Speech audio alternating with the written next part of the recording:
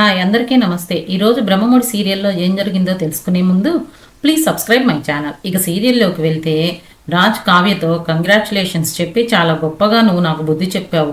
నన్ను దెబ్బ కొట్టాలని చూసిన నువ్వు, మా సంస్థని దెబ్బతీయాలి అని చూసిన నువ్వు, నిన్ను ఇంకా మా ఇంటి మహాలక్ష్మి అనుకుంటున్న దుగ్గిరాల ఫ్యామిలీకి అందరికీ నీ గురించి అర్థమైపోయింది.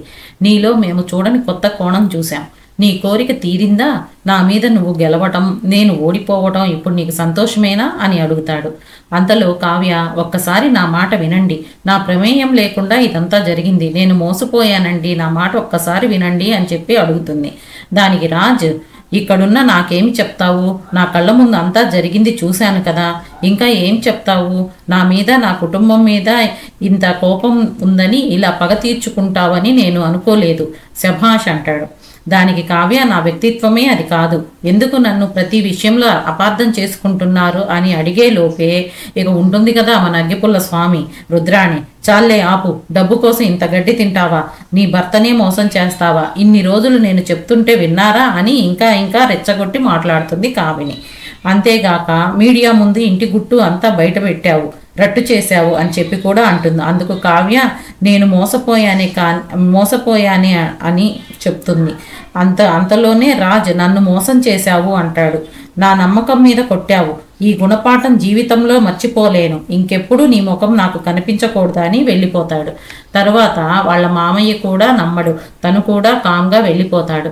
తరువాత కావ్య ఏడుస్తూ వెళ్తూ ఉంటే సామంత్, అనామిక ఇద్దరు ఎదురు వచ్చి కంగ్రాచులేషన్స్ కావ్య అని చెప్తారు. అందుకు కావ్య, ఎందుకు? అమాయకంగా మీ ఉచ్చులో నేను పడినందుక అని అడుగుతుంది. అందుకు అనామిక, ఇది ఉచ్చు కాదు, నీ టాలెంట్ని బయటికి తీసి నీకు గొప్ప గుర్తింపు ఇచ్చాము అని చెప్పి అంటుంది.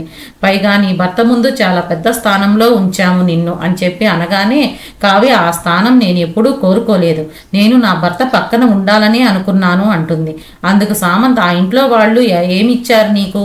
అవమానాలు తప్ప అనగానే కావ్య, ఆ ఇంటి బంధాలకు నేను విలువ ఇస్తాను అని ఇద్దరి మధ్య వాదన జరుగుతుంది. అనామిక లా నేను బ్రతకలేను, అవసరం కోసం మనుషుల్ని మార్చే అనామిక ఎక్కడా, నేనెక్కడా అని కూడా అడుగుతుంది.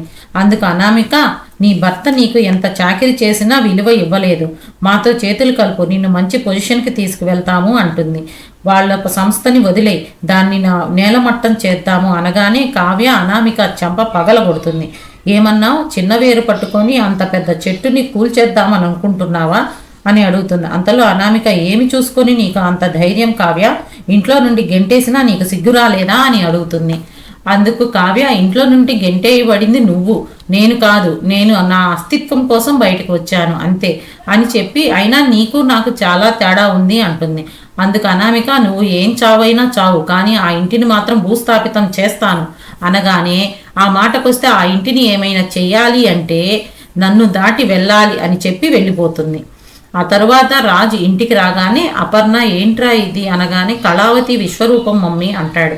అందుకు అపర్ణ, నాయనమ్మ ఇద్దరు, ఏదో పొరపాటు జరిగే ఉంటుందిరా, కావ్య అలా ఎప్పుడూ చెయ్యదు అని చెప్పి కూడా అంటారు.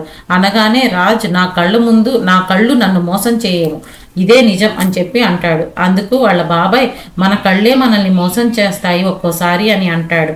అంతలో రుద్రాణి మామూలుగానే నోరు చేసుకొని ఇంకా ఇంకా రెచ్చగొడుతుంది. అంతటితోటి ఈరోజు ఎపిసోడ్ అయిపోతుంది. రేపటి సీరియల్ అప్డేట్స్ కోసం please subscribe my channel. Thank you all of you.